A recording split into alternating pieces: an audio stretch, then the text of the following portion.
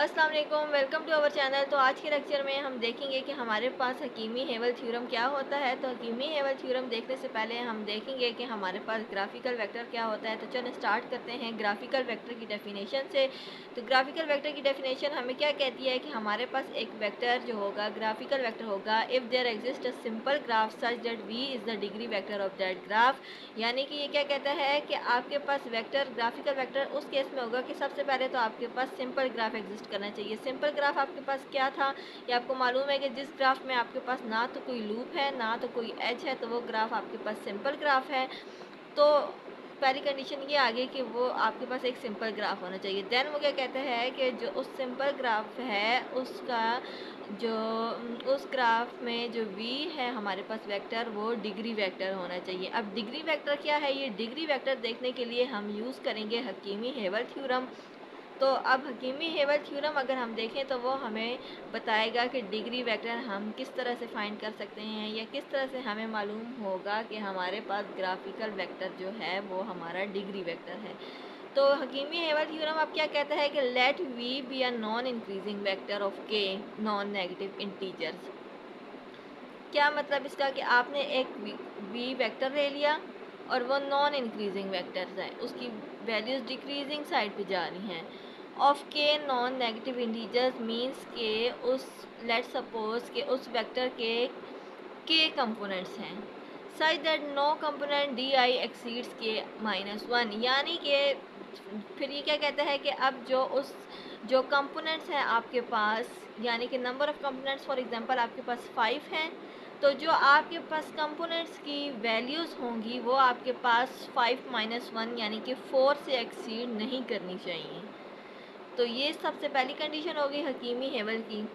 Then ये कहता है कि आपके पास एक आ जाएगा V dash with a vector obtain from V. तो ये आपको क्या कहता है कि फिर आपके पास एक नया वेक्टर आ जाएगा वी डैश, जो कि ऑब्टेन होगा वी से। किस तरह से ऑब्टेन होगा, बाय डिलीटिंग डी1। यानी कि जो आपके पास फर्स्ट कंपोनेंट होगा गिवन वेक्टर वी का, वो आपने डिलीट कर देना है and subtracting 1 from V dash. और जो बाकी जितने नंबर, फॉर एग्जांपल अगर आपके पास डी1 की वैल्यू है 4, तो आपने नेक्स्ट 4 कंपोनेंट्स तक 1 को माइनस कर देना है by rearranging its components if necessary. और अगर इसके कंपोनेंट्स नॉन इंक्रीजिंग फॉर्म में नहीं आ रहे तो आपने उनको रीअरेंज कर लेना है। तो फिर आपके पास v जो है वो ग्राफिकल वेक्टर होगा अगर v डैश जो है ग्राफिकल वेक्टर होगा। इसी तरह सो ऑन वी डैश से आगे अगर आपके पास वी डैश अभी ग्राफिकल वेक्टर नहीं आया, आपके पास फाइनल वैल्यू नहीं आई, तो आप वी डबल डैश निकाल देंगे। तो ये आपने इसकी आइट्रेशंस लेनी रहनी है, लेकिन ये हम इस तरह से बाय डेफिनेशन नहीं समझ सकते। हम इसको एग्जांपल से देखते हैं कि हम इसको किस तरह से कर सकते हैं, तो आपको सही तरह से समझ आ जाएगी। तो चलिए इसकी एग्जाम्पल देखते हैं। तो अब अगर आप इसकी एग्जांपल देखें तो ये क्या कहती है कि consider v with 8 components in which no component exceed 7। यानी कि अब आप v देखें तो v में आपके पास क्या है, v में आपके पास 1 2 3 4 5 6 7 8 कंपोनेंट्स है। तो आपको ये कह रहा है कि आपके पास v में 8 कंपोनेंट्स आ रहे हैं। फिर ये आपको क्या कह रहा है कि उन 8 कंपोनेंट्स में अब 8 कंपोनेंट्स है, तो नेक्स्ट कंडीशन आपके पास क्या थी कि कोई भी कंपोनेंट जो है वो k-1 से एक्सीड नहीं करना चाहिए। यानी कि अब 7 से आपके पास कोई भी कंपोनेंट एक्सीड नहीं करना चाहिए। तो देखें यहाँ पे कोई भी वैल्यू 7 से ग्रेटर नहीं है, सारी 7 से लेस हैं। फिर आपने क्या करना है नेक्स्ट, अब आपने बनाना है v1। v से अब आपने बनाना है, गिवन वेक्टर से आपने बनाना है v1। तो वो आपके पास क्या था कि सबसे पहले आपने क्या करना था, जो फर्स्ट कंपोनेंट है उसको डिलीट कर देना था। तो बाकी के आपके पास आ जाएंगे 4 एंड 5 टाइम्स 3 एंड दिस, यानी कि बाकी के आपके ये 7 कंपोनेंट्स आ जाएंगे। उससे नेक्स्ट स्टेप, अब फर्स्ट वाले की वैल्यू आपके पास क्या थी, 5 थी। 5 है तो इसका मतलब है कि 5 को डिलीट करने के बाद नेक्स्ट 5 कंपोनेंट्स तक आपने 1 को माइनस कर देना है। यानी कि फर्स्ट 5 आपने डिलीट कर दिया, बाकी आपके पास v1 ये रह गया। और अब इसमें से जो फर्स्ट 5 टर्म्स बन जाती हैं, फर्स्ट 5 कंपोनेंट्स हैं, उनमें से आपने 1 को माइनस कर देना है। तो आपके पास v1 आ जाएगा 3 2 2 2 2 एंड ये 3 एंड 2 एज इट इज़ आ जाएंगे। तो ये आपके पास आ जाएगा V1। तो इसी तरह अब ये देखें तो अब ये फिर आपके पास नॉन इंक्रीजिंग में नहीं आ रहा, क्योंकि यहाँ पे आपके पास 3 है तो यहाँ पे आपके पास अगेन 3 आ रहा है। तो आपने अब इनको रीअरेंज कर लेना है फिर। तो ये आपके पास आ जाएगा 3 एंड ये 3 भी आप इधर स्टार्ट में ले आएंगे और बाकी जो कंपोनेंट्स हैं वो आप उसी तरह अरेंज कर लेंगे। तो ये आपके पास आ गया V से एक वेक्टर V1। तो फिर आपके पास बाय डेफिनेशन क्या था कि आपके पास वेक्टर V जो है वो ग्राफिकल वेक्टर होगा अगर आपके पास V1 ग्राफिकल वेक्टर होगा। तो अब V1 को देख के तो आपको कैसे पता चलेगा कि ये ग्राफिकल वेक्टर है? अभी तो आपके पास कोई ऐसी कंडीशन नहीं है, ना आपको पता है कि डिग्री वेक्टर आ रहा है नहीं आ रहा, तो वो किस तरह से आएगा? तो हम फर्दर इसकी एक और आइट्रेशन ले लेंगे। तो ये आपको क्या कह रहा है कि इसी तरह V1 भी आगे ग्राफिकल वेक्टर होगा अगर V2 ग्राफिकल वेक्टर होगा। तो सो ऑन आपने करते जाना है जब तक आपको रिक्वायर्ड रिजल्ट नहीं आ जाता। तो अब हम इस V1 से निकाल देते हैं V2।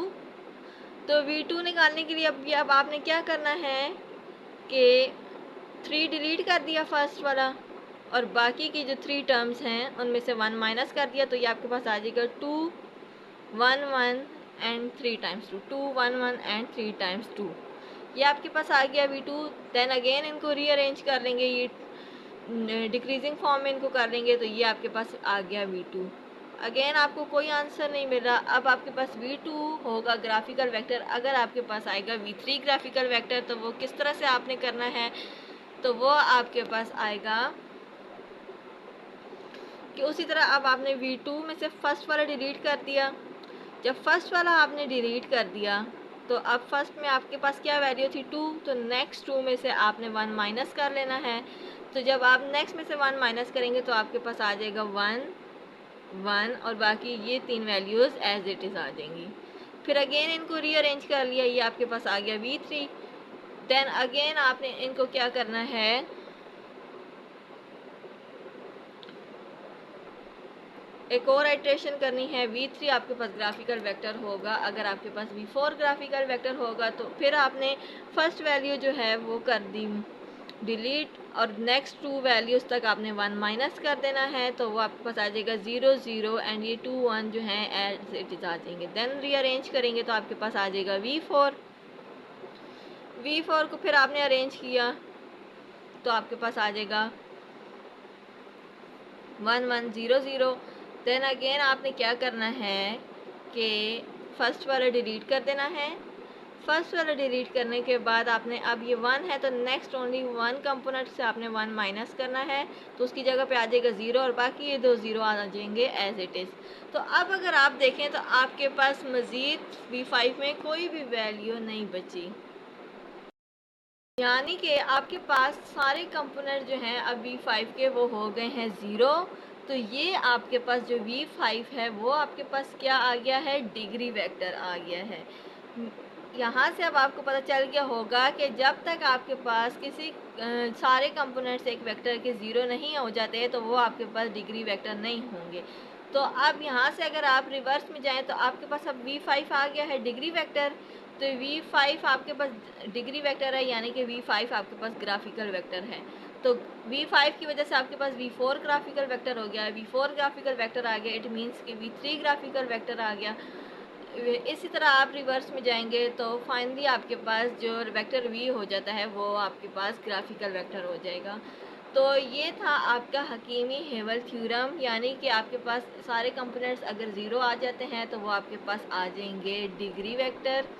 लेकिन अब आपने ये बात माइंड में रखनी है कि अगर एक तो जो उसकी फर्स्ट कंडीशन थी कि K-1 से एक्सीड नहीं करनी चाहिए, तो अगर तो आपके पास कोई टर्म आ जाती है वो K-1 से एक्सीड कर जाती है, कोई कंपोनेंट उससे एक्सीड कर जाता है, तो वो आपका ग्राफिकल वेक्टर नहीं होगा। आप उसको मज़ीद फर्दर स्टॉप कर देंगे, सॉल्व नहीं कर सकते। इसी तरह अगर कोई टर्म जो है आपके पास वो नेगेटिव में आ जाती है, फॉर एग्ज़ाम्पल V5 में आ जाता आपके पास -1, तो आप उसको वहीं पे स्टॉप कर देते और आप लिख देते कि given vector is not a graphical vector. आपके पास ज़ीरोज़ आने चाहिए, आप ये पॉजिटिव वैल्यूज़ ले सकते हैं, लेकिन फाइनल में आपके पास वन ही सॉरी ज़ीरो ही आना चाहिए फाइनल में। पॉजिटिव वैल्यूज़ आनी चाहिए बाकी सारी आइट्रेशन में। जहाँ पे भी एक भी नेगेटिव वैल्यू आ गई तो वहाँ आपने आइट्रेशन स्टॉप कर देनी है और आपका ग्राफिकल वेक्टर जो गिवन वेक्टर होगा वो ग्राफिकल वेक्टर नहीं होगा। तो उम्मीद है कि आज के लेक्चर आपको समझ आया होगा। Thank you very much. Allah हाफिज़।